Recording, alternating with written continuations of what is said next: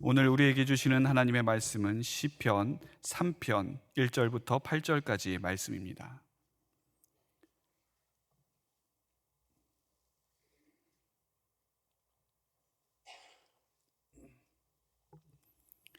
시편 3편 1절부터 8절까지 제가 가지고 있는 성경으로는 구약성경 806페이지입니다. 1절부터 8절까지 말씀을 저와 여러분이 한 절씩 교독하시고 마지막 절은 함께 봉독하겠습니다.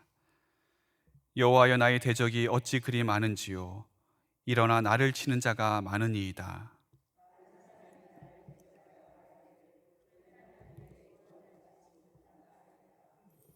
여호와여, 주는 나의 방패시요 나의 영광이시요 나의 머리를 드시는 자이시니이다.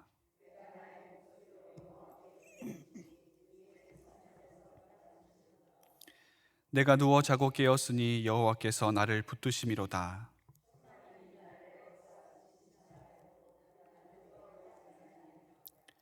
여호와여, 일어나소서. 나의 하나님이여, 나를 구원하소서. 주께서 나의 모든 원수의 뺨을 치시며 악인의 이를 꺾으셨나이다. 구원은 여호와께 있사오니 주의 복을 주의 백성에게 내리소서. 아멘. 상황에 따라 사람들이 좋아하고 또 즐겨 부르는 찬송가가 있다고 합니다. 먼저 요즘 날씨가 좋아서 탄천에 나가보면 조깅하는 분들이 많이 있는데, 그 조깅하는 분들이 좋아하는 찬송가 430장 주와 같이 길 가는 것입니다. 날마다 우리 걸어가리. 또 산에 많이 찾아다니는 그런 분들도 있죠. 산악 공동체라든지 또 산악 회원들이 자주 부르는 찬송은 491장 저 높은 곳을 향하여. 날마다 나아갑니다. 날마다 나아갑니다. 이게 중요한 것이죠. 또 눈이 잘 안 보이는 분들이 좋아하는 찬송 366장 어두운 내 눈 밝히사. 그걸 그렇게 즐겨 부른다고 합니다. 또 귀가 잘 안 들리는 분들, 귀가 좀 좋지 않은 분들이 좋아하는 찬송도 있습니다. 그것은 205장 주 예수 크신 사랑인데, 왜 이 찬송이 귀가 잘 안 들리는 사람들이 좋아하는 찬송인가? 후렴 부분에 이런 부분이 있습니다. 나 밝히 알아듣게 쉽게 또 들려주시오. 또 들려주시오. 간밤에 돼지 꿈을 꾼 사람이 이제 복권을 사면서 부르는 찬송입니다. 490장 주여 지난밤 내 꿈에 배웠으니 그 꿈 이루어 주옵소서. 마지막 명절 때가 되면 며느리들이 좋아하는 찬송이 있다고 합니다. 325장 예수가 함께 계시니 시험이 오나 겁없네. 잘 여러분 들으셔야 됩니다. 예수가 함께 계시니 시험이 오나 겁없네. 이 시어머니가 얼마나 무섭고 두려웠으면 예수님을 부르면서 이 찬양을 부를까, 그런 생각을 해봤습니다. 우리가 5월은 가정의 달로 보내고 있습니다. 그래서 이 5월이 되면 많은 가정들이 산으로 들로 또 야외로 많이 놀러 나가고 좋은 시간을 보내기도 합니다. 또 이 5월에는 어린이날, 어버이날, 스승의 날, 부부의 날, 함께 모일 수 있는 참 좋은 날들이 몰려 있습니다. 그리고 연휴도 다른 날보다 많죠. 그래서 사람들이 이 5월이 되면 가족들과 함께 또 주변에 좋아하는 사람들과 함께 많은 좋은 시간들을 보내기도 합니다. 하지만 누구는 그렇게 좋은 시간들, 행복한 시간들, 그리고 기쁜 시간들을 보내기도 하지만 누구는 바람처럼 또 마음처럼 그렇게 안 되는 분들도 있습니다. 나도 저 사람들처럼 저렇게 가족들과 함께 좋은 시간, 행복한 시간 보내고 싶은데 그게 잘 안 됩니다. 나도 저래서 가족들과 함께 우리 가족도 좀 어디 좀 나가고 싶고 또 오붓한 시간을 보내고 싶은데 그게 잘 안 돼요. 나도 우리 부모님을 찾아뵙고 부모님께 정말 용돈도 드리고 효도해 드리고 싶은데 이 부모님과의 관계가 좋지 않아서 참 찾아뵙기 껄끄러운 사람들도 있고, 나도 우리 자녀들과 함께 좋은 시간 보내고 싶은데 이 자녀들 사이가 좀 안 좋아서 만나면 싸우니까 차라리 안 만나는 게 좋겠다, 그런 가슴 아픈 사연으로 이 5월의 시간을 보내는 분들도 있습니다. 다른 가정은 화목하고 또 행복한 시간을 보내는 그것을 바라보기만 하면서 한편으로는 속쓰리기도 하고 또 한편으로는 부럽기도 하고, 왜 우리 가정은 저렇게 되지 못할까, 그런 안타까움에 신세를 한탄하는 분들도 우리 주변에는 있습니다. 그렇기 때문에 이 5월이 누구에게는 좀 반갑고 즐겁고 행복한 계절이고 또 시기이기도 하지만 누구에게는 빨리 좀 지나갔으면 좋겠다, 빨리 6월이 왔으면 좋겠다, 이제 그런 달이 되기도 합니다. 그런 점에서 볼 때 5월 가정의 달은 서로 반대되는 양쪽 측면이 이 5월에 있다고 할 수가 있겠습니다. 즐거운데 우울합니다. 이 달이 기쁜데 참담합니다. 행복한데 뭔가 좀 외롭습니다. 그 어느 날보다 찬란하고 또 밝은 달인데 한편으로는 내면적으로는 우울하기도 하고 저 사람들처럼 되지 못하는 나의 모습을 보면서 씁쓸해하는 그런 달이기도 합니다. 하지만 비단 이러한 일들이 5월에만 있는 것은 아니죠. 우리 가정이 언제든지 겪을 수 있고 또 언제든지 만날 수 있는 그러한 일들입니다. 사실 5월에 두드러질 뿐이지 이런 양면적인 특성은 우리 가정에 항상 존재해 왔습니다. 특히 가정의 위기다 많이 이야기를 합니다. 근데 사실 그 이야기도 이제는 진부한 표현이 되어버렸습니다. 그만큼 위기를 겪고 있는 가정들이 많고 그만큼 심각하고 어려운 문제 속에 헤매이고 또 눈물 짓는 가정들이 이 땅에 얼마나 많은지 모릅니다. 이 땅의 수많은 가정들이 이 밝음과 어두움 사이에서, 행복과 불행 사이에서, 기쁨과 우울 사이에서 아슬아슬하게 줄타기를 하면서 지나가고 있습니다. 사실 가정은 하나님께서 우리에게 주신 가장 큰 선물 중에 하나입니다. 하나님께서 이 가정을 통해서 우리에게 무엇을 주셨습니까? 생명을 주셨습니다. 하나님께서 이 가정을 만드실 때는 그냥 생명이 자연적으로 잉태되는 것이 아니라 가정을 통해서 생명이 이어져 나가도록 하셨습니다. 그렇기 때문에 가정이라고 하는 것은 생명이 태어나는 가장 중요한 장소입니다. 또 가정에 무엇을 주셨습니까? 우린 가정에서 사랑을 배웁니다. 가정에서 믿음을 배우고 가정에서 은혜를 체험을 합니다. 이것이 하나님께서 우리 인간에게 가정을 통해서 경험하게 하신 순기능적인 역할입니다. 그런데 우리 인간의 죄악으로 말미암아 이러한 순기능을 가진 가정이 역기능의 가정으로 바뀌고 말았습니다. 어떤 일이 일어났습니까? 사랑을 받아야 하는데 사랑받지 못하고 미움받고 또 어떤 가정에서는 사람 취급도 못 받는, 인격적인 대우조차 받지 못하는 그런 가정들도 있습니다. 가정에서 믿음을 배워야 되는데 도리어 실망만 안겨주고 세상에 믿을 사람 하나 없다, 그런 일들을 배우는 것이 지금 우리가 살고 있는 가정의 모습이기도 합니다. 또 가정에서 은혜를 경험해야 하는데 은혜는커녕 쓴뿌리만 체험하고 정말 내 마음에 큰 상처를 남기는 곳이 가정이다 이야기하는 분들이 얼마나 많은지 모릅니다. 우리가 뉴스를 통해서 그리고 여러 가지 매체들을 통해서 이러한 가정에 참 어렵고 또 힘든 이야기들을 수시로 듣지 않습니까? 이 이야기가 남의 이야기가 아니라 우리의 이야기일 수 있고 또 우리 중에도 그런 가정이 있을 수 있고 또 그 정도까지는 아니지만 목사님 우리는 그 정도까지는 아닙니다. 하지만 쉬쉬하거나 아니면 그냥 눈 감아 버릴 뿐이지 어느 정도의 여러 가지 문제들과 어려움들은 대부분의 가정에 있기 마련입니다. 가정이 우리에게 주는 감정의 이 양면성은 따로 구분하기가 어렵습니다. 가족들 때문에 너무나도 기쁜데 가족들 때문에 또 슬프기도 합니다. 가족들로 인해서 내가 참 이 세상에서 받을 수 없는 사랑을 받는데 이 가족들 때문에 이 세상에서 경험할 수 없는 미움을 체험하기도 합니다. 가족에서 정말 지상낙원이구나, 이곳이 천국이 있다면 바로 이런 곳이구나 생각되는 가정이 있는 반면 어떤 가정은 지옥이 따로 없다 그렇게 여겨지는 가정들도 있습니다. 이러한 면 때문에 우리가 가정에 대해서 다루기가 참 어렵습니다. 딱 잘라내면, 딱 끊어내면 괜찮을 것 같은데 이 가정은 또 그렇지도 못합니다. 이게 믹스되어 있고 함께 섞여져 있어서 어디서부터 잘라내야 될지, 어디서부터 끊어놔야 될지, 또 끊어낸다고 한들 그게 끊어집니까? 가족들이 끊어낸다고 하고 또 호적에서 이름을 지운다고 해도 그러면 깨끗하게 정리가 되는 겁니까? 그렇지 않습니다. 여전히 마음 한켠에서는 남아있고 여전히 마음 한켠을 불편하게 만드는 것이 가족입니다. 이러한 가족은 우리를 심리적으로, 또 때로는 육체적으로, 때로는 영적인 나락으로 끌고 내려갑니다. 왜 가족의 문제가 이토록 어려운가? 분명한 이유가 있습니다.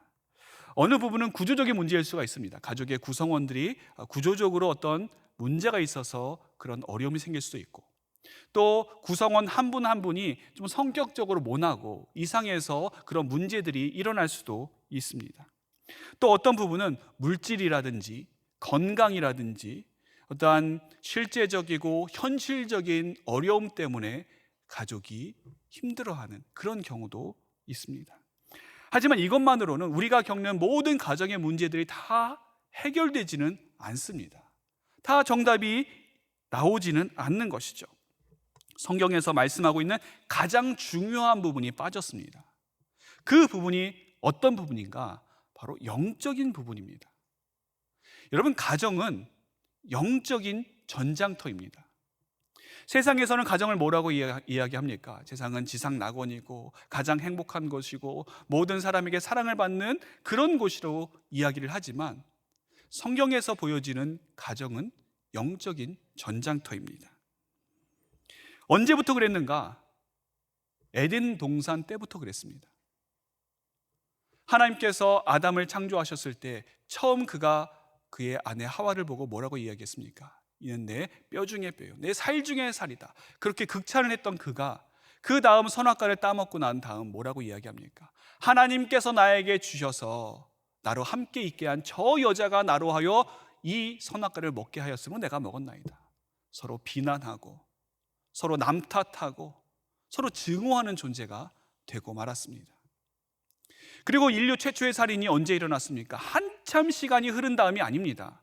바로 아담 다음 때인 아담의 두 아들 가인과 아벨 때에 인류 최초의 살인이 벌어지고 말았습니다. 그것도 어디서 벌어졌습니까? 가정에서 벌어졌습니다. 이들뿐만이 아닙니다. 창세기에 보면 수많은 성경의 인물들이 나오는데 그 인물들 가정들을 하나하나 보십시오. 제대로 된 가정이 없습니다. 온전한 가정이 없습니다. 다 문제가 있었습니다. 아브라함은 자신의 아내 사라를 자기 목숨 부지하고자 누이라고 속였습니다. 이삭과 리브가는 어땠습니까? 야곱과 에서를 편애했습니다. 야곱은 아버지와 형을 속였고 또 야곱의 아들들도 요셉을 죽이려고 했고 또 요셉을 미디안 상인에게 팔아버렸고 아버지에게 와서는 아버지의 아들 요셉이 들짐승에게 찢겼습니다. 거짓말을 했습니다.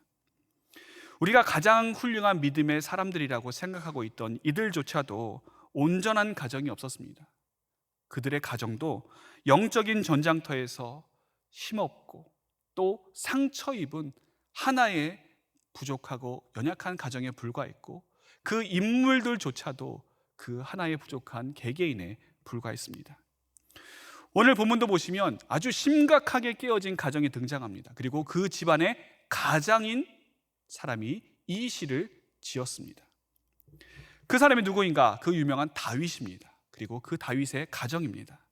오늘 우리가 읽은 시편 3편은 다윗이라고 하는 한 개인의 문제에만 초점 맞추고 있지 않습니다. 좀 더 포괄적으로 다윗의 가정의 문제를 다루고 있습니다. 표제를 보십시오. 표제를 보시면 이 가정이 얼마나 심각한지를 알 수 있습니다. 표지가 뭐라고 되어 있습니까? 다윗이 이 시를 언제 지었는가? 그의 아들 압살롬을 피할 때에 지었습니다. 여러분, 자식에게 쫓겨 보셨습니까? 자식에게 배신당해 보셨습니까? 자식에게 내쳐짐을 당해 보셨습니까? 그렇지 않으면 여러분의 가정은 적어도 다윗보다는 나은 편입니다.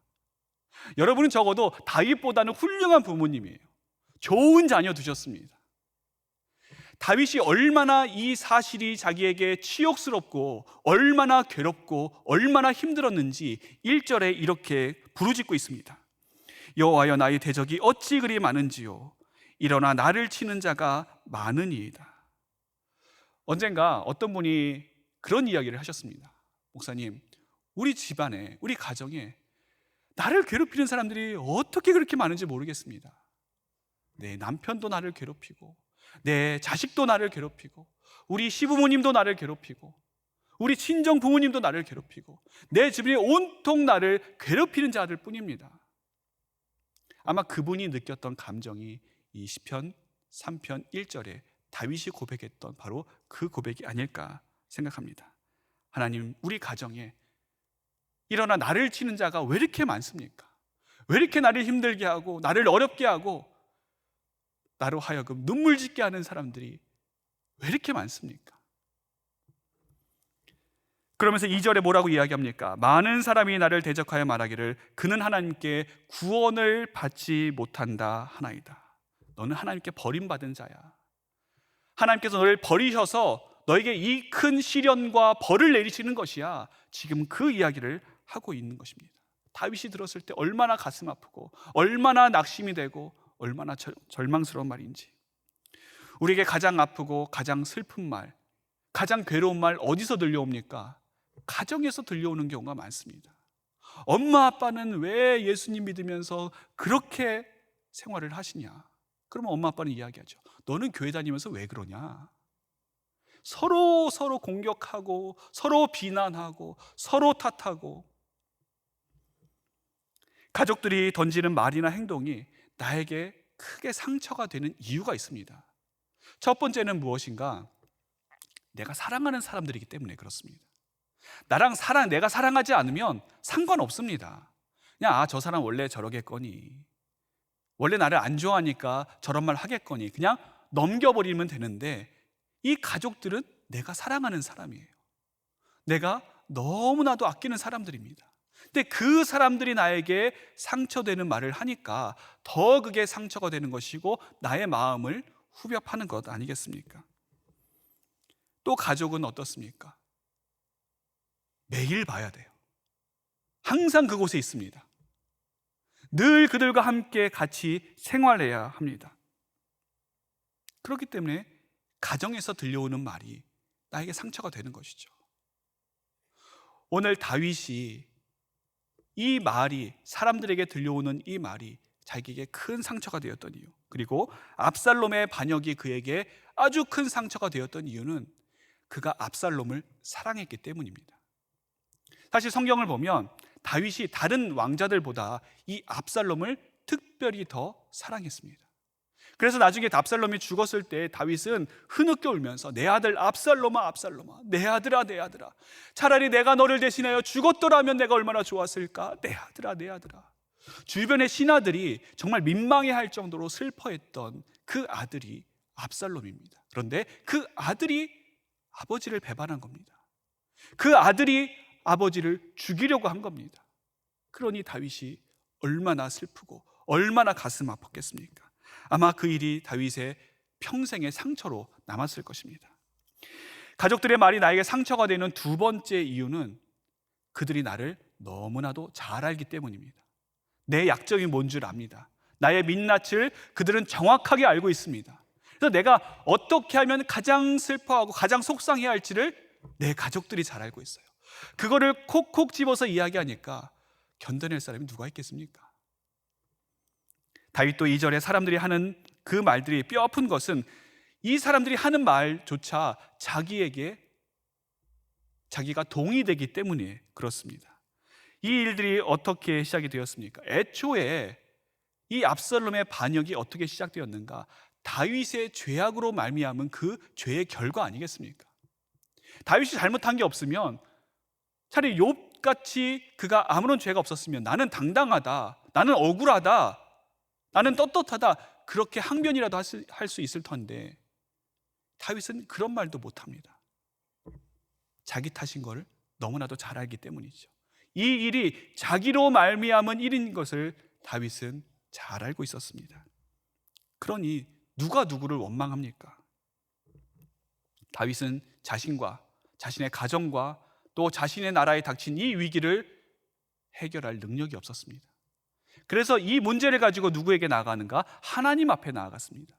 바로 그 하나님 앞에 나아가서 이 문제를 아뢰고 이 문제로 씨름하고 있는 것이 4절부터 8절까지의 내용인 것입니다.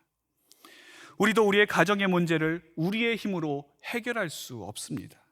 오히려 우리가 손대면 손댈수록 더 문제만 커지고, 손대면 손댈수록 더 갈등만 커지고, 결국은 회복불능의 상태가 되고 맙니다. 우리가 우리 가정의 문제를 교육의 문제로 본다고 한다면 이 문제를 누구에게 가지고 나아가면 됩니까? 교육 전문가에게 가지고 나가면 됩니다. 우리가 겪고 있는 가정의 문제가 심리적인 문제라고 한다면 상담사에게 찾아가서 우리 가정에 이러이러한 문제가 있습니다. 그러면 심리적인 또 상담적인 솔루션을 그들이 우리에게 제공해 줄 것입니다. 우리 가정의 문제가 육체적인 질병이나 어떤 사고로 인한 그런 문제라고 한다면 좋은 약 먹고 치료 잘 받으면 이 가정의 문제는 해결될 수가 있습니다. 그러나 만일 이런 것으로도 해결되지 못하는 문제들이 있다고 한다면, 아무리 그런 세상적인 노력을 다 해봐도 더 이상 손쓸 수가 없는 그런 상황 가운데 우리 가족들이, 우리 가정이 처해 있다고 한다면, 여러분, 우리는 이 문제를 가지고 누구에게 가지고 나아가야겠습니까? 하나님께 가지고 나아가야 되는 것입니다. 우리는 이 가정의 문제를 영적인 문제로 보고, 가정에서 벌어지는 일들을 영적인 전장터에서 벌어지는 일이라고 우리는 생각하고, 그 문제를 가지고 우리 주님의 십자가 앞으로 가지고 나아가야 합니다. 가정에서 일어나는 일들이 반드시 해결되지 않습니다. 우리 가정에서 일어나는 일들이 꼭 언제나 다 해피엔딩으로 끝나는 것은 아닙니다. 어떤 문제는 오래 지속되는 문제들도 있고, 어떤 문제는 우리가 평생 안고 가야 되는 그런 문제들도 있고, 어떤 문제는 우리가 죽을 때까지 해결되지 않는 그런 문제들도 있습니다. 스탠리 하우어스라고 하는 미국의 유명한 신학자이자 또 신학교 교수님이 계신데, 이분이 한나의 아이라고 하는 제목으로 자신의 가족에 대한 책을 썼습니다. 그 책에 이런 부제가 달려 있습니다. 정답 없는 삶 속에서 신학하기. 정답 없는 삶 속에서 신학하기. 왜 이런 부제가 달려 있느냐면, 이분의 아내가 아주 심각한 조울증 환자입니다. 이분은 세계가 인정하고 정말 자타가 공인하는 그런 훌륭한 신학자이자 목회자인데, 그런 그조차도 심각한 정신질환을 가지고 있는 아내와 함께 살아가는 것이 얼마나 신앙인으로서 힘들고, 정말 세상이 무너지는 그런 일들을 하루에도 얼마나 많이 겪는지 이 책이 아주 자세하게 잘 기록하고 있습니다. 거기 한 대목입니다. 심각한 정신질환을 앓는 사람과 같이 살아야 하는 이들에게 내가 줄 수 있는 최선의 조언은 일단 살아남아야 한다는 것이다. 당신이 살아남지 못하면 누구도 살아남지 못한다. 살아남기 위한 노력은 이기적인 것이 아니다. 내 아내의 경우 나를 지치게 만든 것은 질병이 아니라 그녀의 분노였다. 나는 내 아내의 삶을 나아지게 하려고 온갖 시도를 했다. 하지만 내가 배운 생존의 교훈은 내가 무슨 일을 하건 상황이 더욱 악화된다는 것이었다. 이분이 뭔가 하면 할수록 더 이분의 아내는 상황이 악화만 됐습니다. 그리고 그 아내의 증상이 심해지면 자신과 어린 자신의 자녀들이 얼마나 큰 두려움과 고통 가운데 몸부림치며 떨어야 했는지를 아주 자세하게 기록하고 있습니다. 그는 신학교 교수이고 또 목회자이고 하나님의 종이지만 아무런 능력이 없었습니다. 그냥 그 무력감 속에서 이 폭풍이 그냥 빨리 지나가기만을 기다릴 수밖에 없었습니다. 분명 그가 바라는 정답은 있습니다. 그가 바라는 정답이 무엇입니까? 하나님께서 이 모든 문제를 깨끗하게 다 해결해 주시는 것입니다. 분명 그에게는 믿음도 있습니다. 하나님께서 내 아내의 병을 고쳐주실 수 있는 능력이 있으신 분이다 라고 하는 그 믿음이 있고, 하나님께서 우리 가정을 사랑하시고 또 우리 가정의 문제를 그냥 내버려 두지 않으신다라고 하는 분명한 믿음도 그에게 있었습니다. 그런데 괴로운 것은 하나님께서 그런 가정을 그냥 내버려 두신다라고 하는 것입니다. 정답이 있는데, 그 정답을 아는데 하나님께서는 그 정답대로 하지 않으시고 하나님의 뜻 가운데 새로운 일들을 해 나가시는 것을 보면서 정답 없는 삶 속에서 신학하기라고 하는 부제를 여기에 붙였던 것입니다. 그러면서 이런 상황 가운데 그럼 나는 어떻게 할 것인가? 내가 어떤 방향을 향해서 나아가야 되고 어떤 해결책을 가지고 이 문제를 다루어야 할 것인가? 그가 결정한 것은 하나님 앞에서 인내하는 것이었습니다. 자신의 가정에 문제가 생길 때마다 그 문제를 가지고 우리 주님의 십자가 앞에 나아가서 이 문제를 부둥켜 안고 주님 앞에서 부르짖고 몸부림치는 것이었습니다. 여러분, 가정은 하나님의 귀중한 선물입니다. 가정에 상처가 있는 분들은 가정이 무슨 하나님의 선물입니까? 가정에서 무엇을 우리가 얻을 수가 있겠습니까? 내가 얼마나 가정에서 아픔을 겪었는데, 우리 가정이 얼마나 힘들고 어려움을 겪고 있는데, 정말 지긋지긋한 이 가정, 내가 하루에도 12번씩 탈출하고 싶고 벗어나고 싶은데 가정이 무슨 하나님의 선물입니까? 그렇게 이야기하시는 분이 계실지도 모르겠습니다. 하지만 사랑하는 성도 여러분, 가정이 하나님의 선물인 이유는 그곳이 우리에게 편안함을 제공하고 안정감을 제공하고 또 만족을 주는 천국과 같은 곳이기 때문이 아닙니다. 그곳이 우리의 삶을 보장해주고 우리의 삶을 책임져주는 지상 낙원이기 때문에 가정이 우리에게 선물이 되는 것이 아닙니다. 가정은 우리를 우리 주님의 십자가 앞으로 데려가게 합니다. 우리는 깨어진 가정, 상처받은 가정을 통해서 우리의 연약함과 우리의 무력감, 또 우리의 죄악됨을 발견할 수 있고 깨달을 수 있습니다.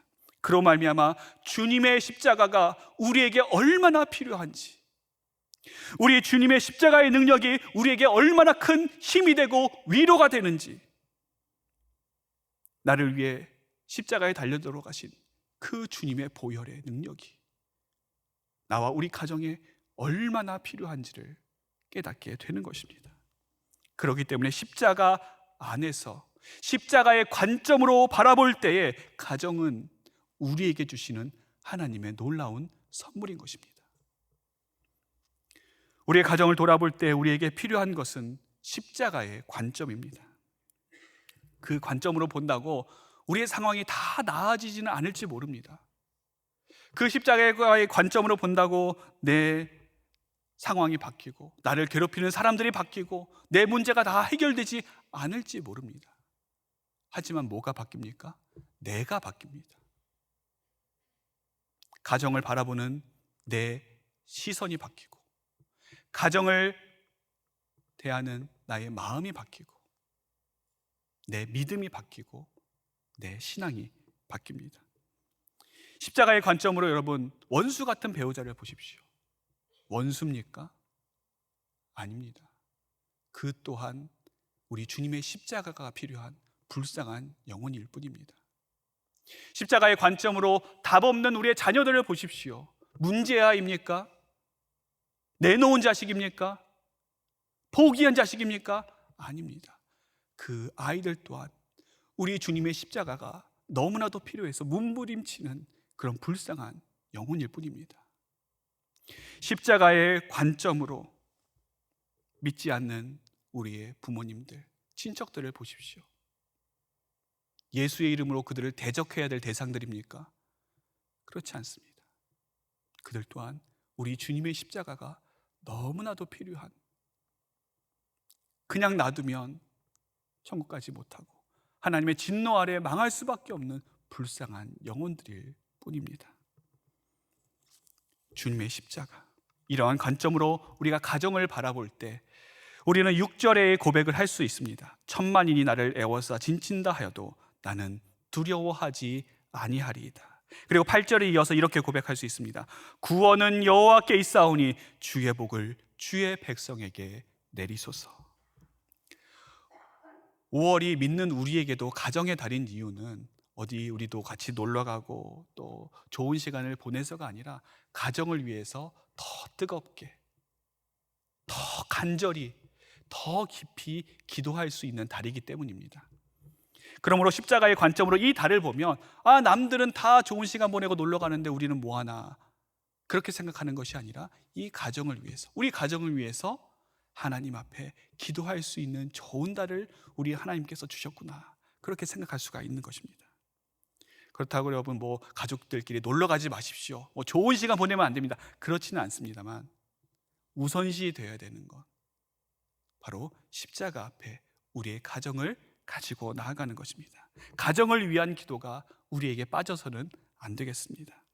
가정을 위한 간절한 기도, 우리 사랑하는 식구들을 위한 간절한 중보, 누가 할 수 있는 겁니까? 십자가의 관점으로 바라보는 자가 할 수 있는 겁니다. 인간적으로 보면, 인간적인 눈으로 보면 우리의 가정 참 부족합니다. 연약합니다. 남들보다 못한 가정이 될 수도 있습니다. 모나고 깨지고 상처투성이고 정말 답 없이 보일지도 모릅니다. 그러나 여러분, 우리에게는 주님의 십자가가 있습니다. 주님의 십자가가 우리의 가정을 위로해 주십니다.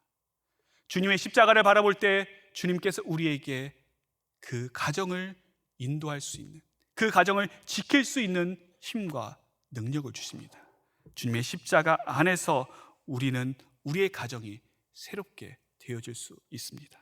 그러한 십자가를 바라보며 오늘도 우리의 가정을 십자가 앞으로 가지고 나아가는 주의 백성들 되어야 할 것입니다. 기도하겠습니다. 하늘에 계신 우리 아버지여, 이름이 거룩히 여김을 받으시오며 나라의 임하옵시며 뜻이 하늘에서 이룬 것 같이 땅에서도 이루어지이다. 오늘날 우리에게 일용할 양식을 주옵시고 우리가 우리에게 죄 지은 자를 사하여 준 것 같이 우리 죄를 사하여 주옵시고 우리를 시험에 들게 하지 마옵시고 다만 악에서 구하옵소서. 대개 나라와 권세와 영광이 아버지께 영원히 있사옵나이다. 아멘.